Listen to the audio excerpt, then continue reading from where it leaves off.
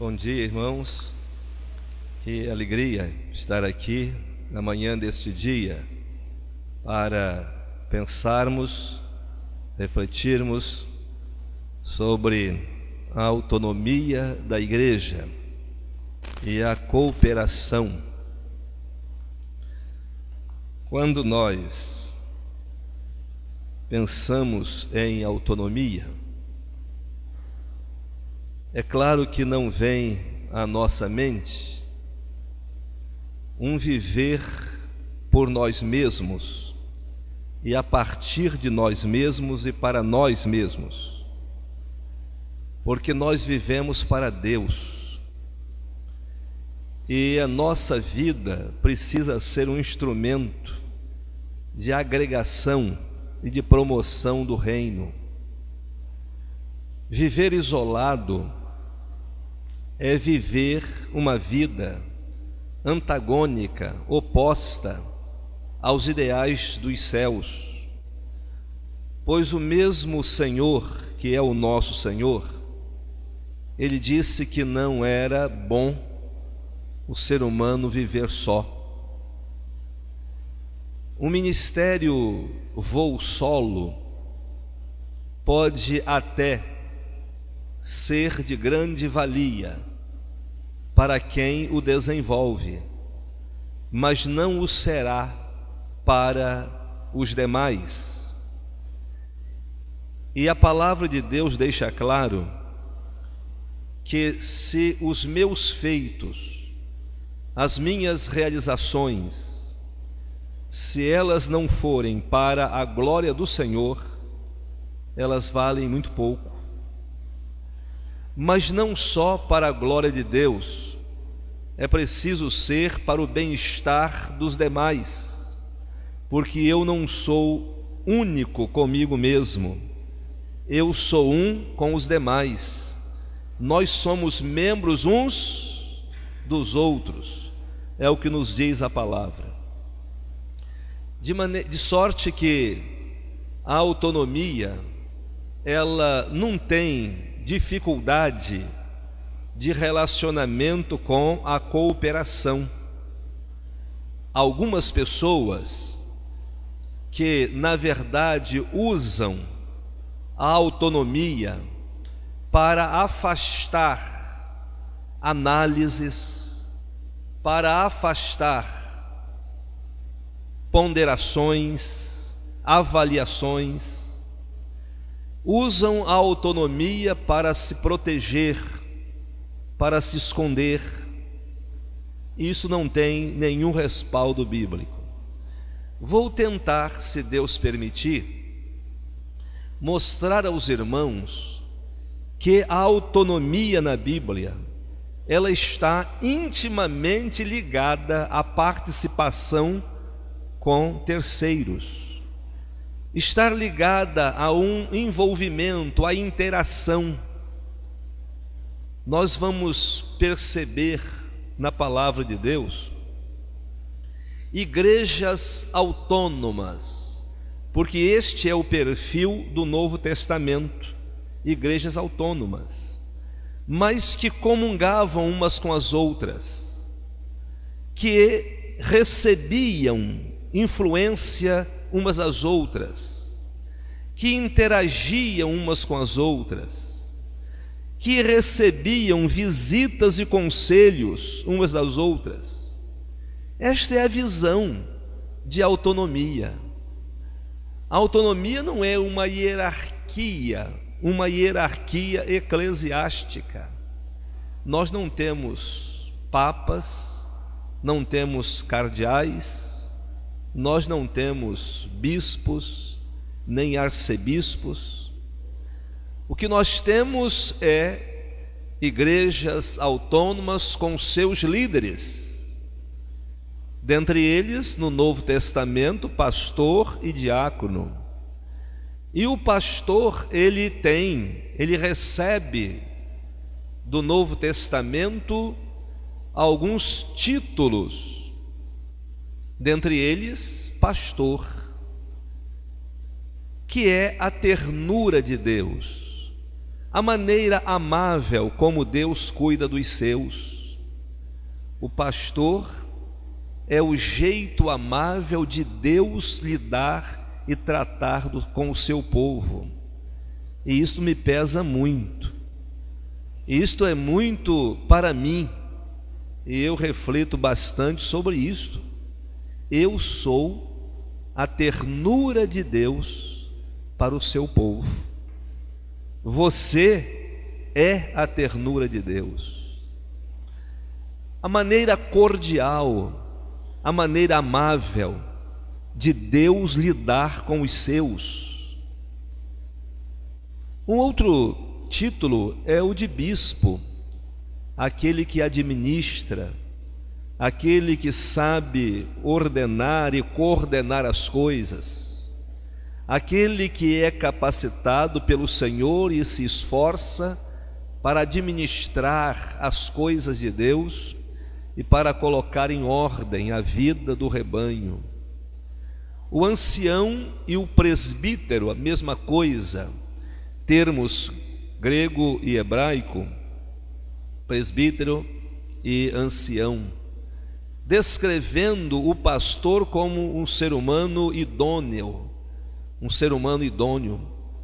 um homem de confiança, um homem que respeita, que se dá o respeito, um homem que tem postura e dignidade, um homem que merece crédito, aquele que é digno de orientar, de portar-se, de estar à frente do povo de Deus.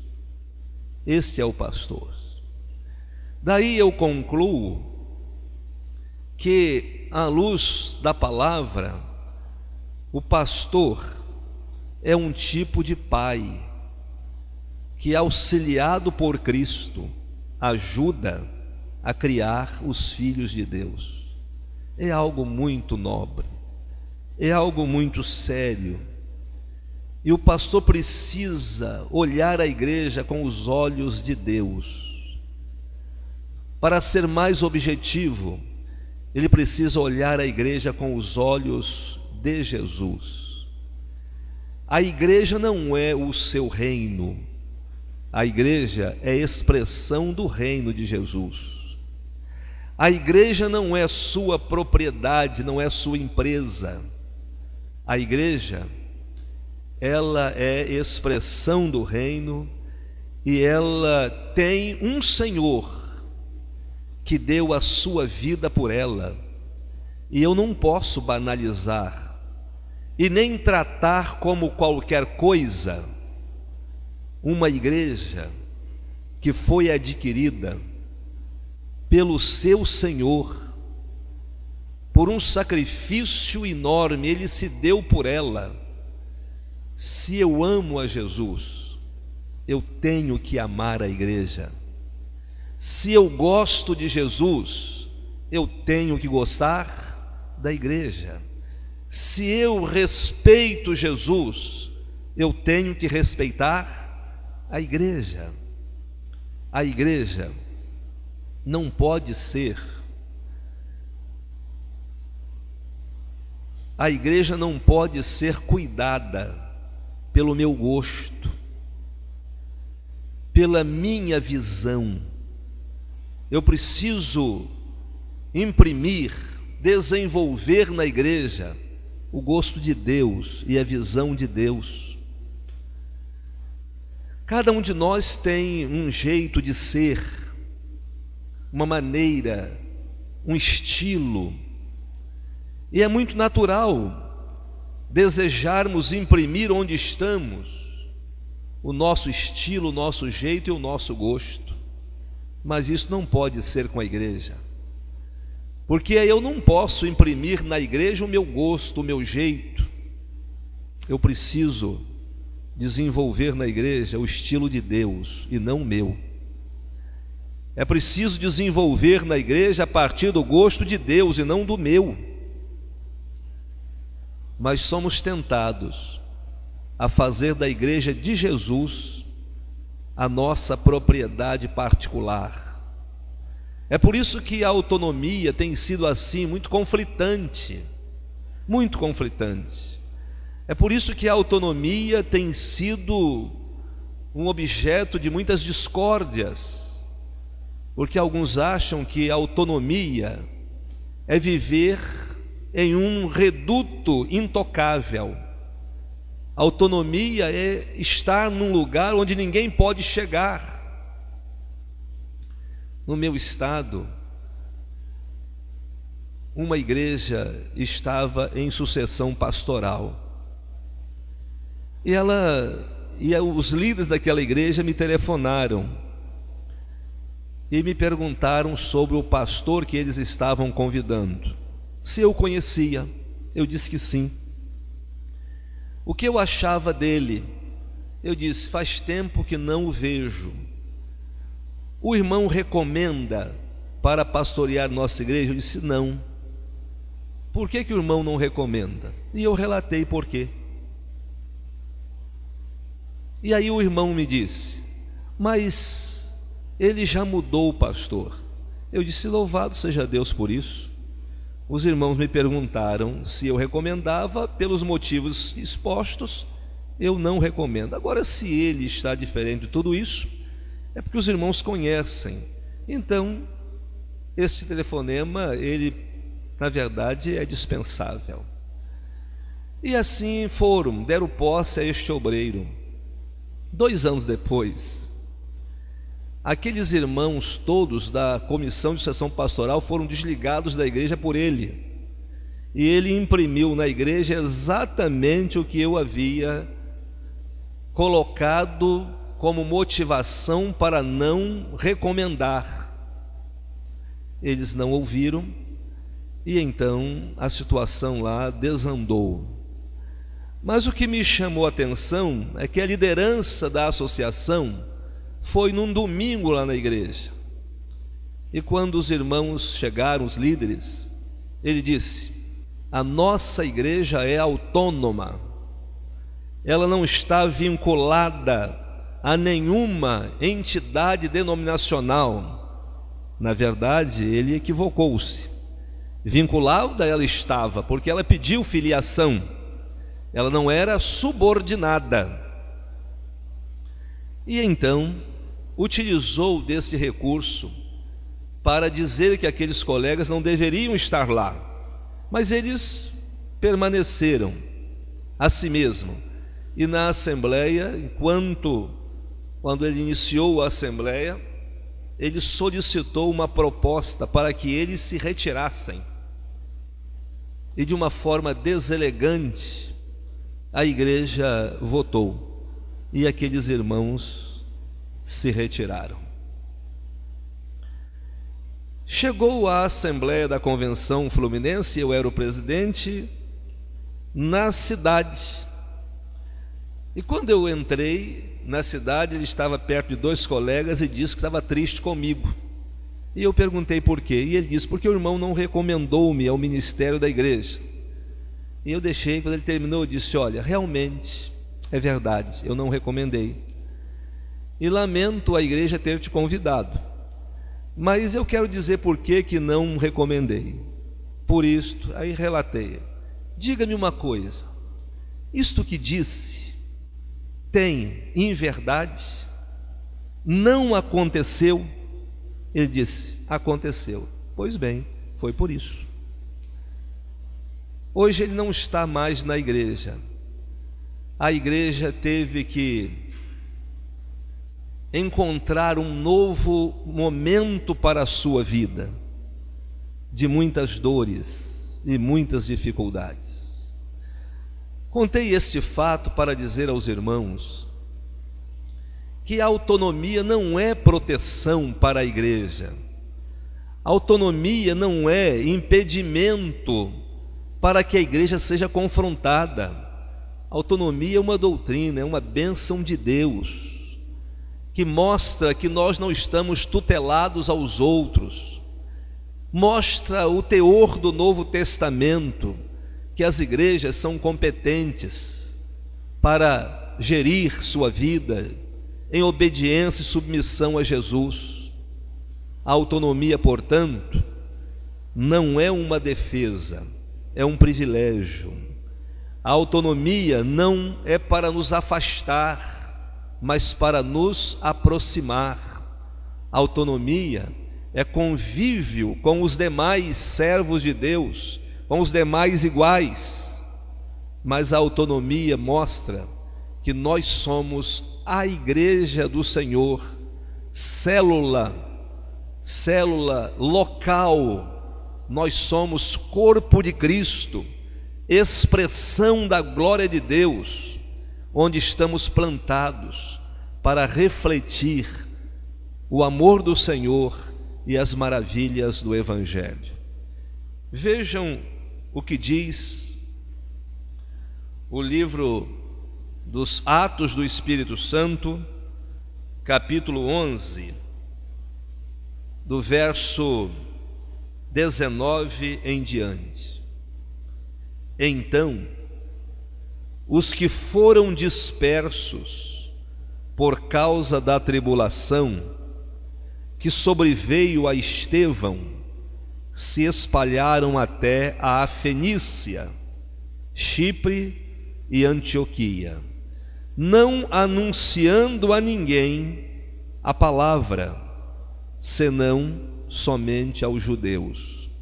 Alguns deles, porém, que eram de Chipre e de Cirene, e que foram até Antioquia, falavam também aos gregos, anunciando-lhes o evangelho do Senhor Jesus. A mão do Senhor estava com eles, e muitos, crendo, se converteram ao Senhor.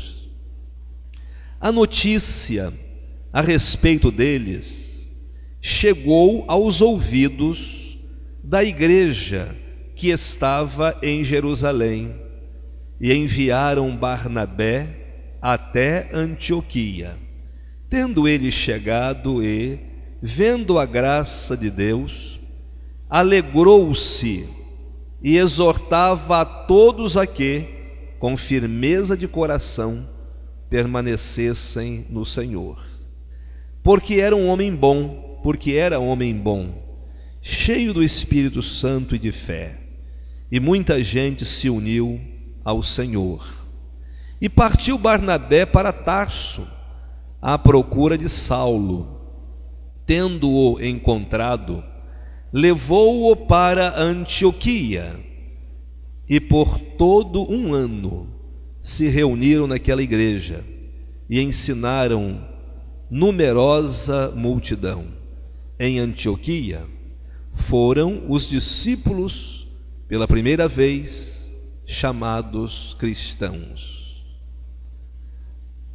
Eram igrejas autônomas, mas que não ficaram aborrecidas com a visita de um membro de uma outra igreja para verificar como as coisas estavam andando por lá. E quando ele chegou lá em Antioquia e viu a maravilha que estava ali, e totalmente diferente da postura da igreja de Jerusalém, porque ali em Antioquia, os que se converteram ao Cristo, eles não foram circuncidados. E este foi um assunto muito delicado no contexto da igreja nesse tempo. Mas é interessante que Barnabé chegou não exibindo legalismo, chegou lá com mansidão e não com imposição, chegou lá para ajudar, para verificar e não para causar problemas. Às vezes também a liderança acha que tem autoridade sobre o outro, no sentido de hierarquia, e percebe que alguém não está andando assim tão certo e começa a impor, chega para intimidar. Não é esta também a postura saudável. Diz-nos o texto que Barnabé era um homem bom, e ele, cheio do Espírito Santo, chegou com uma postura de servo e não de senhor. Por isso que teve trânsito, acesso natural, porque não chegou para impor nada. Meus irmãos, o apóstolo Paulo, ele diz como deve ser a posição daqueles que vão tratar de assuntos que envolvem dificuldades na vida da igreja.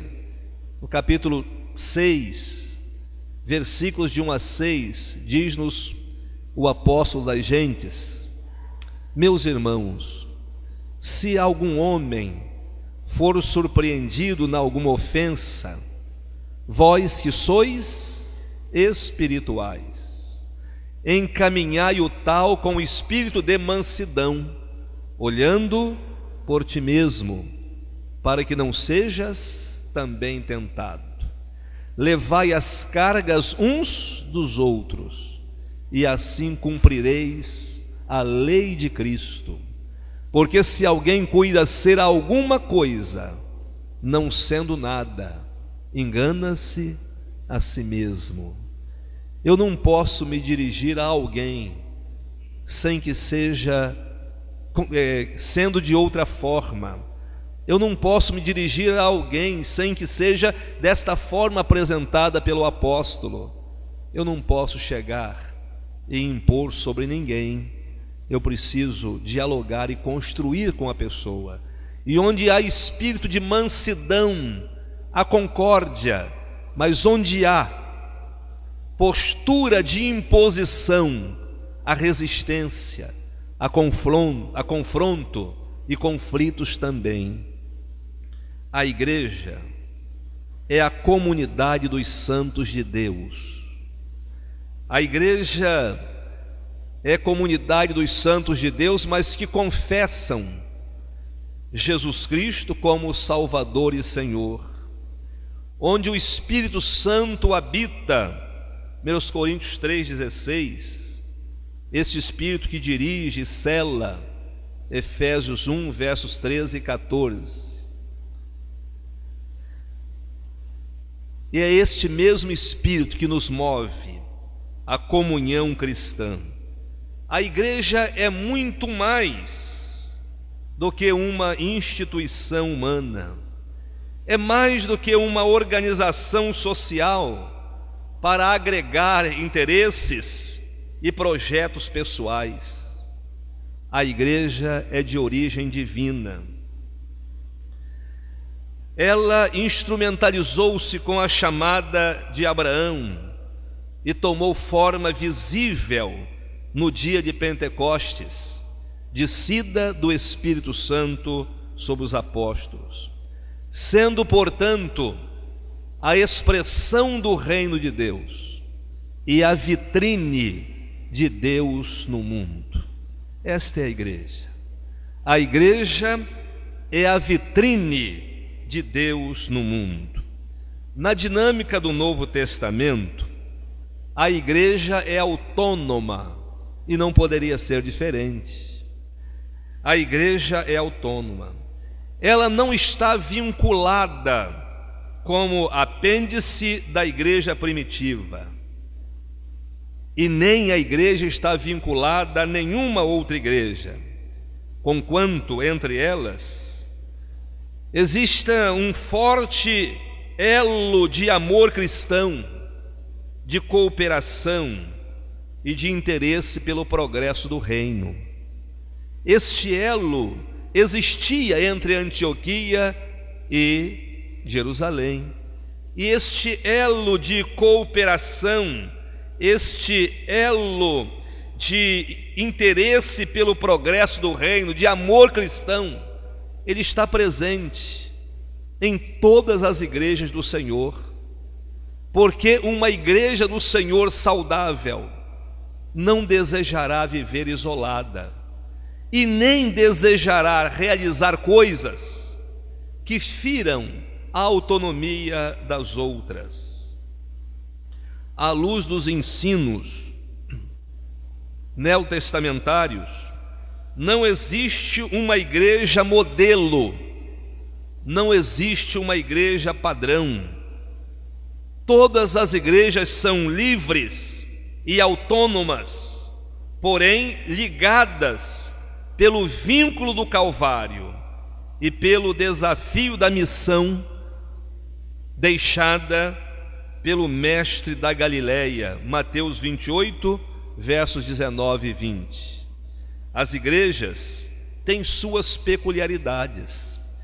Se nós formos à igreja de Antioquia, vamos ver, foi uma igreja que valorizou de uma forma muito bonita a fé cristã e não deixou que a fé cristã ficasse tutelada à fé judaica. Nós vamos perceber igrejas também, como da Galácia, uma igreja relevante, uma igreja que resistiu ao problema dos judaizantes. Nós vamos encontrar também a igreja de Jerusalém, que conviveu mais diretamente com os apóstolos, que estava arraigada nas doutrinas dos apóstolos. Nós vamos perceber igrejas que foram perseguidas em extremo, igrejas que não se dobraram à perseguição, igrejas que pagaram um preço enorme pela fidelidade a Jesus. Mas essas igrejas não podem ser o nosso modelo, e nem devemos levantar as suas falhas para evitarmos tais falhas. O modelo da igreja é Jesus. E o Novo Testamento, este sim, a nossa maior preocupação deve ser seguir o padrão do Novo Testamento. A igreja precisa ser trabalhada para que ela se pareça mais com o seu Senhor. E eu não posso trabalhar a igreja, repito, a partir do meu gosto, dos meus interesses. Eu preciso trabalhá-la a partir do padrão do Novo Testamento. A igreja precisa seguir o padrão do Novo Testamento, que é a doutrina dos apóstolos para a igreja do Senhor. Quanto à autonomia, a assembleia é o poder máximo. A igreja não está sujeita a nenhuma outra instância. Ela não se encontra subordinada às demais igrejas e nem aos órgãos denominacionais. Mas a doutrina dos apóstolos aponta para a necessidade das igrejas no Novo Testamento cooperarem solidária e fraternalmente umas com as outras. Elas precisam também se unir para preservar a identidade com a doutrina, porque doutrina à luz do Novo Testamento não é a ideia que o ser humano tem sobre vida cristã. À luz do Novo Testamento, a doutrina é o conjunto de verdades revelado na palavra de Deus e que define os princípios fundamentais da nossa fé.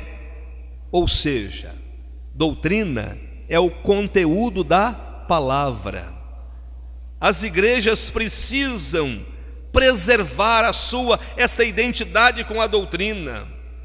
As igrejas precisam se unir para dar assistência aos necessitados, mas também para o sustento da obra missionária, segundo aos Coríntios 11:8, mas também para a cooperação entre si, mas cooperação entre si debaixo do senhorio de Jesus Cristo, para alcançar fins comuns, fugindo do isolamento.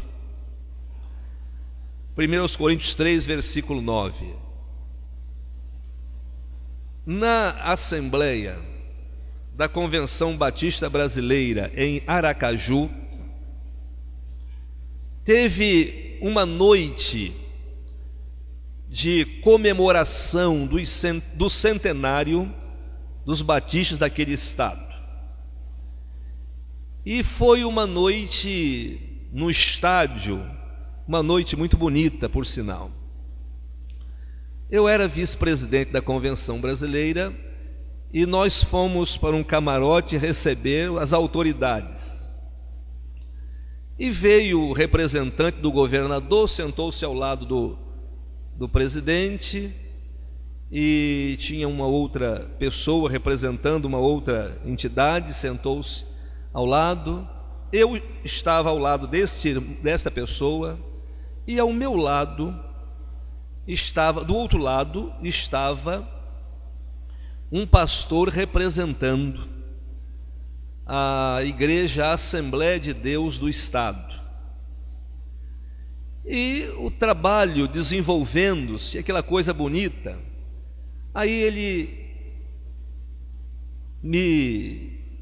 virou-se para mim e disse: Pastor Marins, quem vai ser eleito aqui para presidir a Convenção Brasileira? Eu disse: eu não sei. Ele disse: mas como que o senhor não sabe?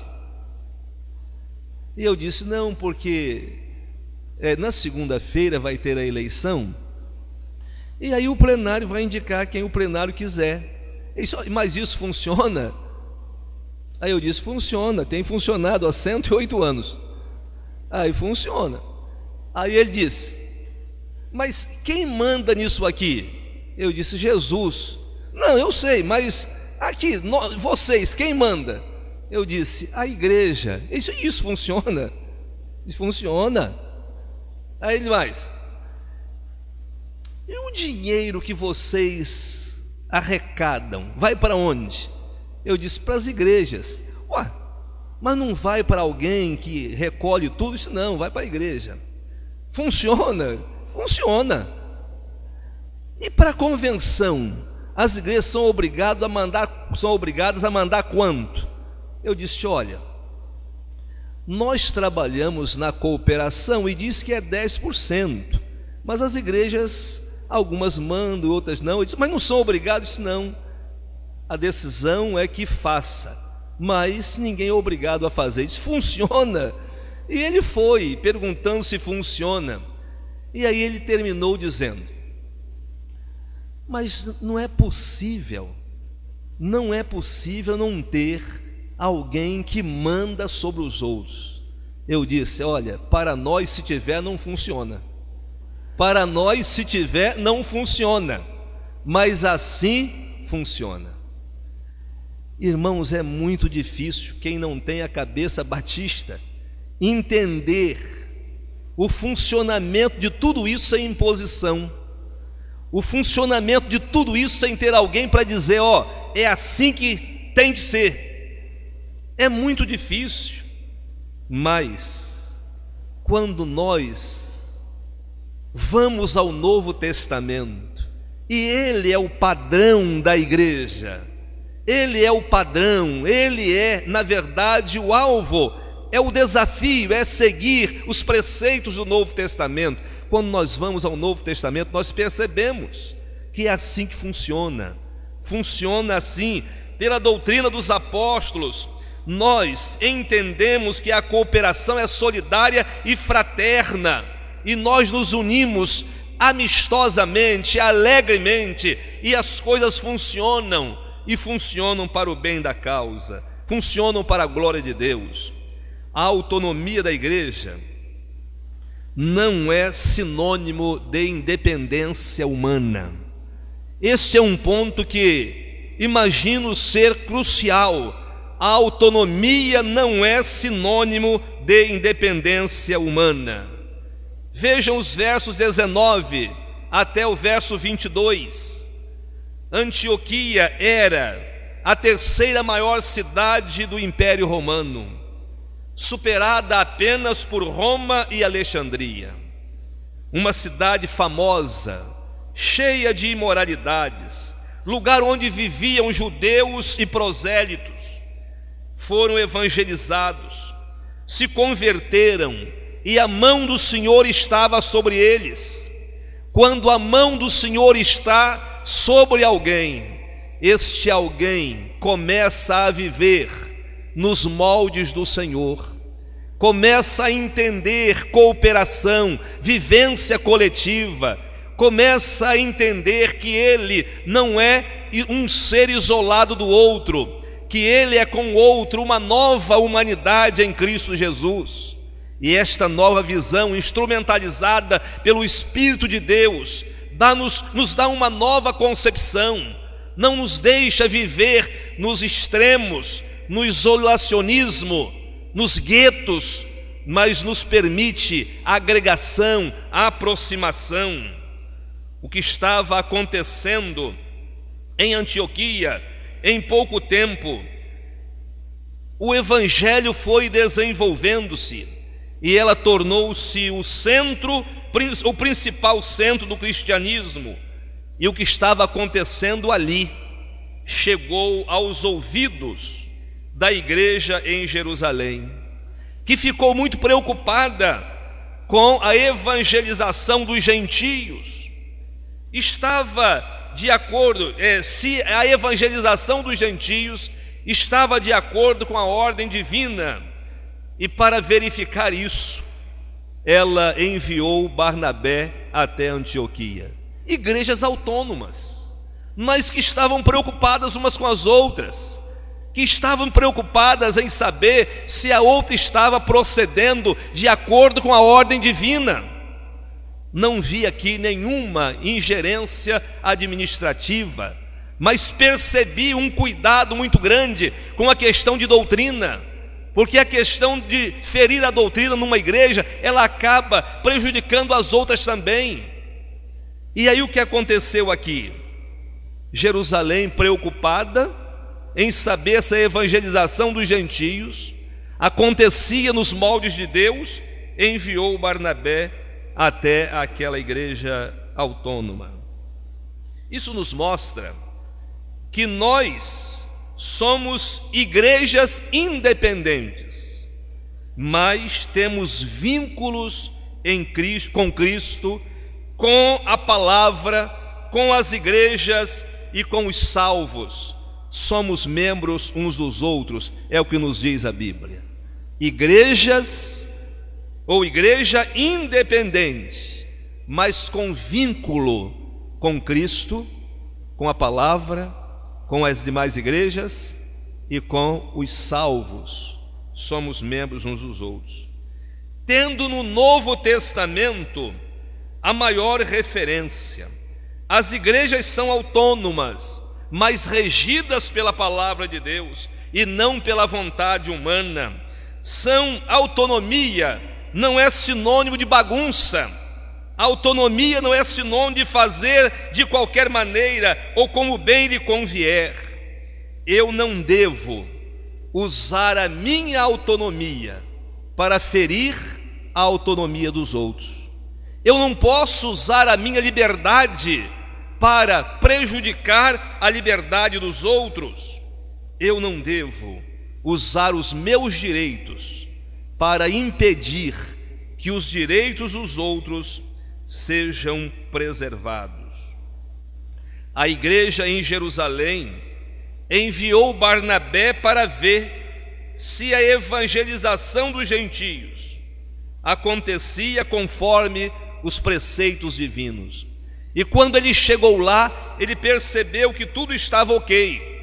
Não podemos administrar a igreja conforme o nosso gosto ou do nosso jeito. Tem que ser do jeito de Deus, na forma da palavra eterna, da palavra imutável, da palavra que é plena, palavra do Senhor.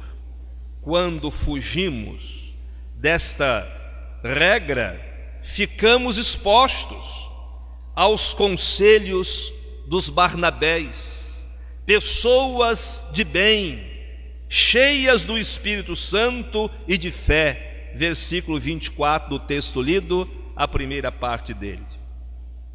A autonomia da igreja não obstrui o acesso para que conselhos sejam recebidos. É o que aprendo aqui. A autonomia da igreja não obstrui o acesso para que conselhos sejam recebidos. Versos 23 e 24. Quem utiliza do recurso da autonomia para evitar o diálogo, para impedir o acesso sobre o que está acontecendo na igreja, é porque, salvo o melhor juízo, o que está fazendo não suporta uma análise à luz da Bíblia. A igreja de Antioquia não ficou aborrecida com a atitude da igreja de Jerusalém e nem impediu o acesso de Barnabé e nem ficou aborrecida com a visita do enviado da igreja de Jerusalém. Sabem por quê? Porque a situação da igreja não era uma situação dissonante do reino e nem da palavra. Quando eu não vivo de maneira antagônica ou dissonante à palavra e nem ao reino, todos que chegarem na igreja serão muito bem-vindos. Terei muita alegria em recebê-lo. Sabe por quê? Porque Barnabé não foi ver uniformidade com Jerusalém. Não foi ver. Ele, na verdade, foi olhar se aconteciam por lá as coisas que não feriam a palavra de Deus e que estavam dentro dos preceitos divinos. Só isso. Então eu não entendo por que alguns tentam se esconder usando autonomia. Autonomia é um instrumento benéfico de cooperação. Autonomia dá um charme à cooperação. Por quê? Porque eu não sou obrigado a fazer, faço pela consciência da minha referência, e a minha referência é o Novo Testamento. É um charme, sabe por quê? Porque, na verdade, eu compartilho com os outros os ideais divinos que são revelados a mim por graça de Deus, pela inspiração, e tenho dele entendimento pela iluminação do Espírito. Eu não posso viver isolado. Eu não sou, como disse o filósofo Aristóteles, eu não sou um mar em mim mesmo. Eu não sou uma realidade em mim mesmo. Eu sou uma realidade, mas que interage, que convive, que participa, que dialoga. Esta é a nossa realidade, autonomia para isso. A igreja de Antioquia não ficou aborrecida, mas algo que chama a atenção é que Barnabé agiu desprovido de legalismo e preconceito com os outros. Nós precisamos entender que nós somos um com os demais. Nós precisamos entender que a forma de resolver um problema, de equacionar um problema de doutrina, não é levantando uma bandeira de guerra, mas é desafiando os santos a viverem a fé. Não existe uma arma mais letal contra a heresia do que o outro lado proclamar, viver a fé genuína no amor de Cristo. Barnabé, portanto, ele desprovido de legalismo e preconceito, respeitando as diferenças entre as igrejas, mas ele observou o essencial. Ele observou a palavra, a ordem divina. Ele viu o programa, ele percebeu que tudo estava nos conformes e se alegrou e aconselhou que eles tivessem firmeza de coração e segurança em Cristo. Irmãos, é triste quando não nos alegramos com o progresso dos outros. É triste quando os avanços do outro nos incomoda. É triste quando o progresso do outro nos incomoda. E quando alguém está progredindo, sempre os profetas do caos começam a encontrar alguma coisa para desmerecer, para prejudicar, para atrapalhar. Não foi isto que aconteceu com Barnabé. Ele chegou lá, era diferente, porque tinha gentios não circuncidados como membro da igreja. Eles tinham as diferenças, mas ele se alegrou com o que estava acontecendo lá. Quando alguém se dispõe a olhar com bons olhos, quando alguém se dispõe a interagir, a dialogar, a valorizar o outro, tem espaço para chegar e transmitir conselhos, sem ferir a autonomia. A autonomia, portanto, não é sinônimo de independência humana.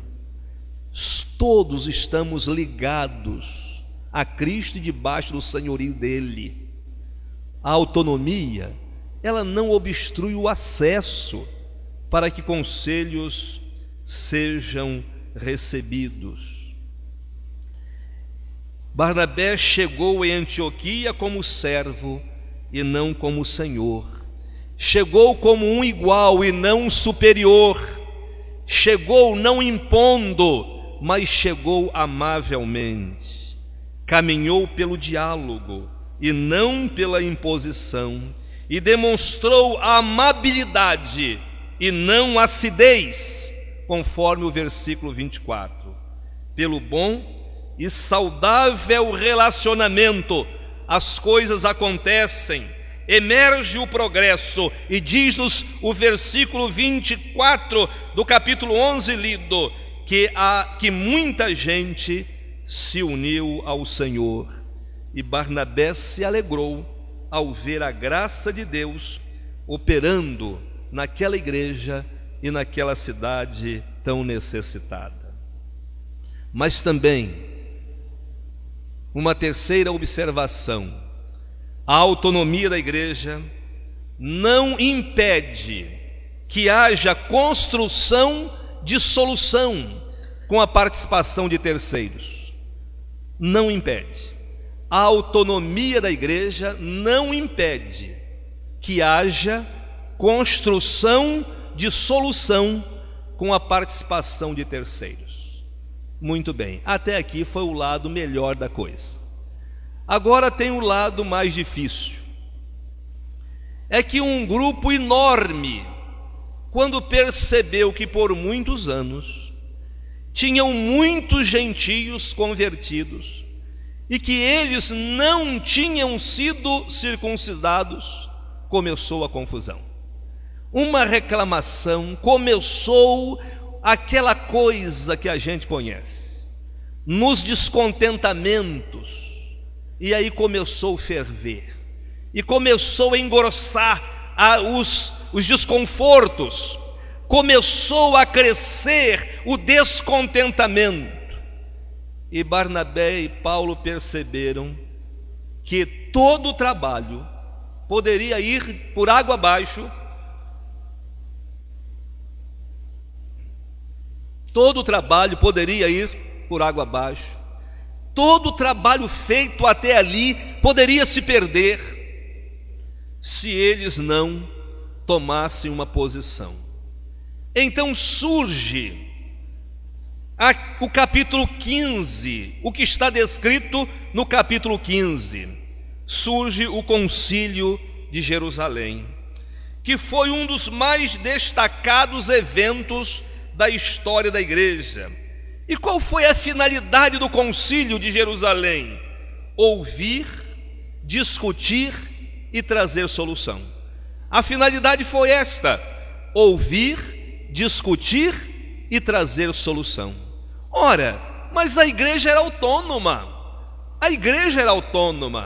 mas mesmo sendo uma igreja autônoma, não impediu que houvesse a construção de uma solução com a participação de terceiros.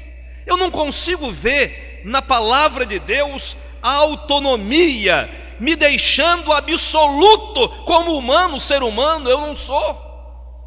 Eu não consigo ver a igreja sendo isolada das demais pela autonomia. Não é. A autonomia não me permite chegar na igreja lá e ditar regras lá. Mas a autonomia também permite que eu entenda que ela não é sinônimo de quê? De independência humana. Ela não obstrui o acesso para que conselhos sejam transmitidos. E ela não impede que haja construção de solução com a participação de terceiros. É o que está provado aqui nesse capítulo 15 de Atos. Mais interessante era para ouvir, discutir e trazer solução por um conflito que prejudicava o progresso do Evangelho.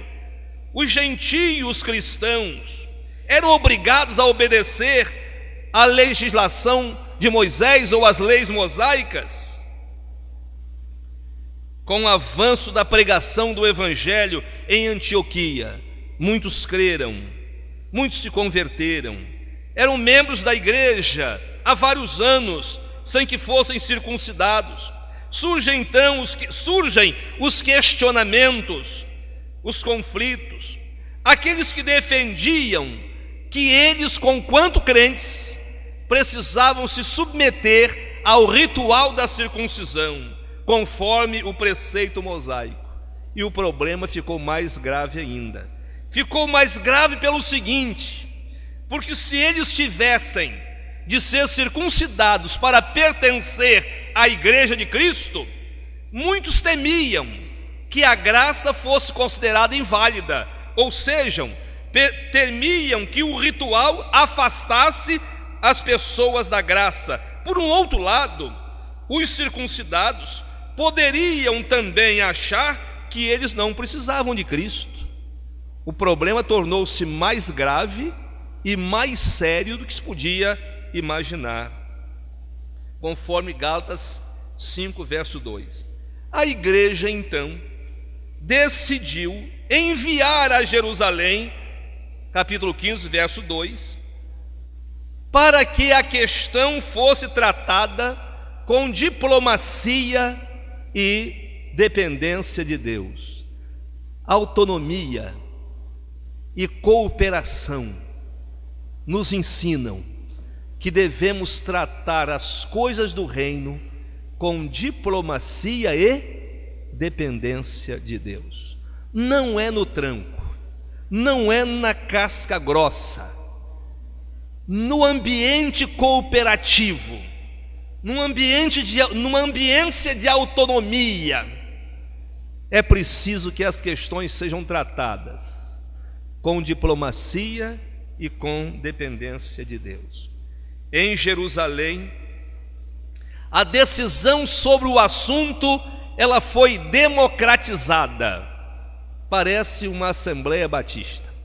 Ela foi democratizada. O concílio não usou de parcialidade. Ouviu Paulo. Paulo era fariseu zeloso, mas ele deixou as práticas dos rituais práticas de rituais previstas em lei, dispensou tudo isso pela salvação, pelo sacrifício de Cristo, que para ele e para nós é suficiente e de dimensão eterna. Mas após o cristianismo farisaico assume a palavra e defende que aqueles irmãos deveriam ser circuncidados como meio de salvação, capítulo 15, verso 1, a parte final. E então Pedro se levanta. E Pedro, que era um grande ortodoxo, ele se levanta e ele diz: eu pensava assim, mas eu tive uma experiência com Deus. Eu vi que Deus não faz acepção de pessoas. Eu tive esta experiência, relutei muito, relutei, mas Deus me mostrou que eu não estava certo. Nós não podemos colocar um peso desta monta sobre os crentes. Fazendo isso, nós vamos tentar Deus. Ato contínuo fala Barnabé e Paulo sobre a obra que por intermédio deles Deus fazia entre os gentios, no versículo 12. Então Tiago, pastor da igreja em Jerusalém, e o presidente daquele concílio, Tiago, então, ele faz uso da palavra dizendo: agora não estamos mais sozinhos como povo de Deus. Não devemos perturbar os gentios que se converteram, versículo 19. As palavras dos profetas, disse Tiago, apoiam esta verdade, versos 15 a 18. Eles estão isentos de obedecer à lei judaica, contudo, aí entra o coração batista. Contudo, vamos escrever uma carta, verso 20. E na carta vamos dizer o seguinte: vocês não precisam ser circuncidados, mas vocês devem se abster das contaminações dos ídolos, da prostituição, da carne sufocada e do sangue. E a carta foi encaminhada à igreja em Antioquia. A decisão do concílio foi simpática aos apóstolos, aos anciãos e a toda a igreja. Foi a sentença de emancipação dos gentios da tutela cerimonial judaica. Esta solução agradou a todos, promovendo alegria espiritual no povo, verso 31. É interessante, irmãos, que uma igreja autônoma, diante de uma situação, de um problema que não envolvia apenas ela recorre à participação de terceiros, crentes, líderes de Jerusalém, para uma decisão coletiva. Era uma igreja autônoma, mas recorreu à decisão coletiva. Autonomia não significa prescindir da construção de solução, tendo a presença de terceiros. A autonomia não impede a participação de terceiros na construção de solução para situações que sejam de maior alcance, que tenham repercussão além da circunscrição da igreja local. Finalmente, a autonomia da igreja não atrapalha a igreja ser expressão de acolhimento e convívio na graça. A autonomia não atrapalha a igreja ser expressão de acolhimento e convívio na graça. A sua igreja é autônoma, mas a autonomia dela não dificulta, não impede que ela seja a expressão de acolhimento às lideranças, às pessoas, aos demais. Ela é autônoma, mas não impedida de ser expressão de acolhimento e convívio na graça. Não sei por que alguns, em nome da autonomia, se isolam, se fecham e transformam a igreja em gueto, em sua propriedade. A igreja não é minha propriedade, é propriedade de Deus. A igreja não é o meu reduto, é reduto do Espírito. A igreja não é o meu reino, a igreja, ela é a expressão do reino do meu Senhor. Eu não posso lidar com a igreja e tratá-la como se ela me pertencesse. Ela pertence a Deus. Quando fui pastor na cidade de Cabo Frio, uma região muito bonita do estado, Fiquei lá quase 10 anos. Eu encontrei aquela igreja o povo muito disperso. Estava 2 anos sem pastor. E aí foi uma luta enorme, mas Deus foi abençoando, abençoando. E as coisas foram acontecendo e o povo foi voltando. E pela graça de Deus, a igreja tornou-se bem expressiva no dia a dia do seu trabalho. E eu lancei um desafio aos irmãos para construirmos um novo templo, o templo que está lá. E a igreja abraçou o desafio. Eu disse: mas nós vamos receber a assembleia da convenção aqui no próximo ano, e vamos também ter a celebração do aniversário da igreja, uma data muito significativa. Lancei o desafio, o povo abraçou o desafio, e nós começamos no lançamento da pedra fundamental. Até a inauguração levamos 1 ano e 3 meses. Foi uma coisa assim, foi algo fantástico. Mas alguns meses não tinha mais de onde tirar dinheiro, e o tesoureiro chegou para mim: pastor, não tem mais. E as campanhas muito intensas, e eu então disse: não posso pedir sacrifício para o povo sem que eu seja o primeiro a fazer. E eu tinha apenas um carro. Fui na concessionária, sem ninguém saber, só a esposa que concordou com isso.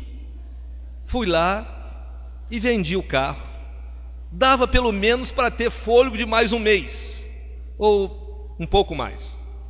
Vendi o carro, mais barato do valor do próprio carro, porque ele me pagaria logo na segunda-feira, e voltei para casa a pé.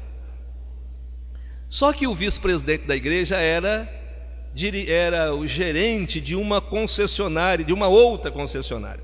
E o moço que me atendeu conhecia ele, mas eu não sabia que eles se conheciam. E o moço que me atendeu sabia que era o pastor da igreja. Aí ligou para ele: o pastor da sua igreja veio aqui vender o carro, rapaz, vocês não estão cuidando dele não? Olha aí. E ele disse: mas eu não sei vender o carro. Vendeu o carro, ele voltou a pé. E aí este irmão ligou para outro, e ligou para outro, e ligou para outro. Aí vocês já imaginam como é que é, né? Crente gosta desse negócio de ligar para um e para outro. E aí ligou para um e para outro. Daí a pouco estavam todos lá em casa: pastor, o que você está vendo? Está precisando de quê? O que está havendo? Aí eu disse: nada. E aí me apertaram daqui e lá e tal. Mas eu não estava vendo nada. Está. O senhor vendeu o carro. Ah, entendi. Então o moço lá disse a vocês que eu vendi o carro. Vendi. Por que o senhor fez isso? Eu disse: olha, nós não temos mais recursos. Eu não vou fazer uma campanha a essa altura. Então eu não vou pedir sacrifício dos outros. Eu tenho que fazer. Não, o senhor não pode. Eu disse: olha, só tem um jeito. Nós vamos buscar o carro. Eu disse: não, só tem um jeito. Se vocês pagarem, pode buscar. E aí eu dou tanto. Nós, entre os líderes da igreja, nós ficamos com o dinheiro para pagar aquele mês e mais 2. Foram lá e pegaram o carro e me devolveram o carro. Quando terminou a obra, inauguramos, alguns meses de fôlego, a igreja comprou um carro sem eu saber e me deu de presente.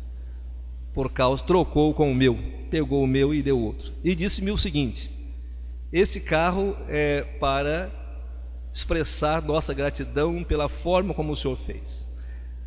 E eu disse: mas irmãos, esse carro é muito bonito para eu estar andando, fazendo visita por aí. E aí esse irmão me disse: pastor, e é isso que eu aprendi, pastor, se o senhor sair com um carro velho, o povo vai falar que igreja sovina não ajuda. Se o senhor sair com um carro novo, vão falar também. Então que fale com uma coisa que vale a pena. Gostei do negócio. Que fale com algo que vale a pena. Gostei, foi um negócio muito bom. Então, irmãos, eu estou terminando, porque a hora já se foi, não é? Eu estou terminando dizendo o seguinte: dizendo o seguinte: a igreja precisa ser expressão de acolhimento e convívio na graça. Bom seria se todos se lembrassem do exemplo da igreja de Antioquia. O assunto que atinge a todos não pode ser e não deve ser decidido senão por todos.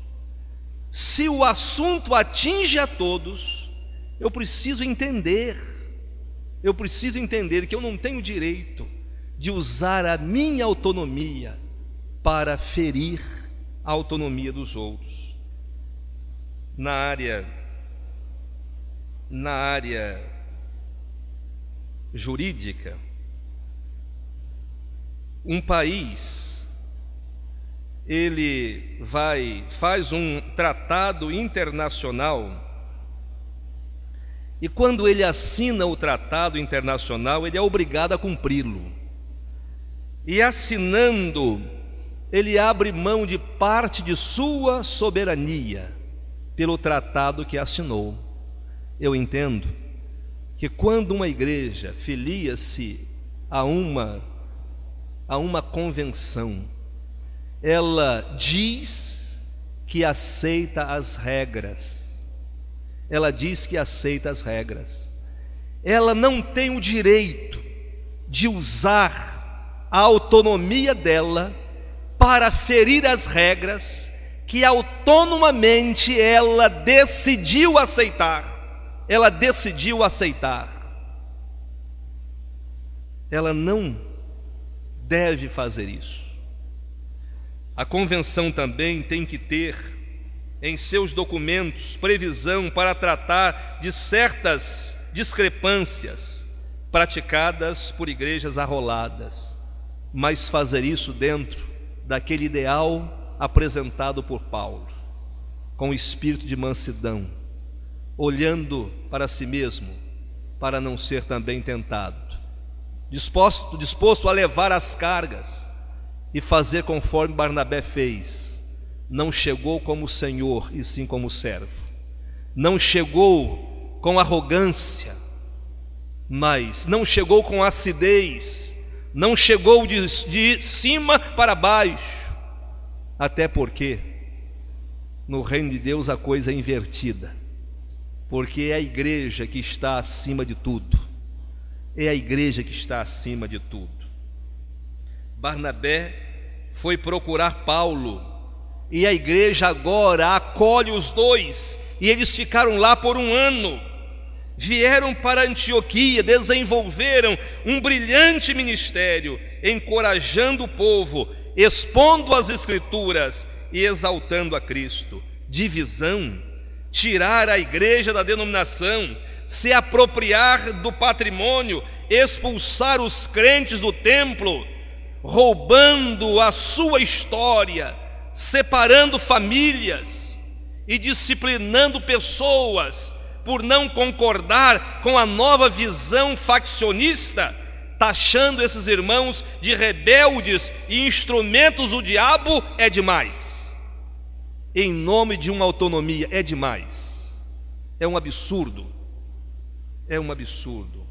Igreja não deve ser expressão de contenda, de conflitos acirrados, nem de cisma doutrinário, mas de zelo, de cuidado com os que foram gerados pela graça e de reconhecimento da identificação de cada um com o conteúdo de sua fé.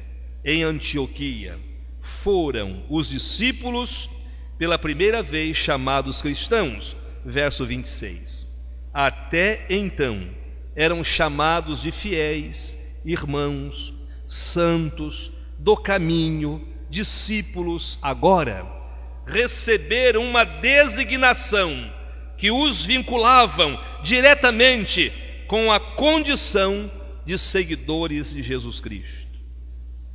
Como conclusão, quando uma igreja decide fazer parte de uma convenção, ela aceita as regras que regem aquela instituição, os seus documentos constitutivos, ou seja, a igreja voluntariamente abre mão de parte de sua autonomia pelo convívio e cooperação com os demais iguais, os santos de Deus. Se ela fere ou rompe o pacto que foi acordado, deixa de ser uma igual com as outras, tornando-se vulnerável ou passiva de correção, mas em amor. Isto acontece em qualquer segmento da sociedade, mas o que nos aproxima e nos fortalece é a cooperação. A cooperação é a base da obra batista. A cooperação é a base da obra batista. E ela requer convicção, pois a convicção define a nossa identidade. A convicção define o nosso estilo de vida. E a convicção, o que cremos, define a nossa perspectiva de futuro. Autonomia e cooperação interagem e se complementam na promoção do reino e no bem-estar da causa de Deus.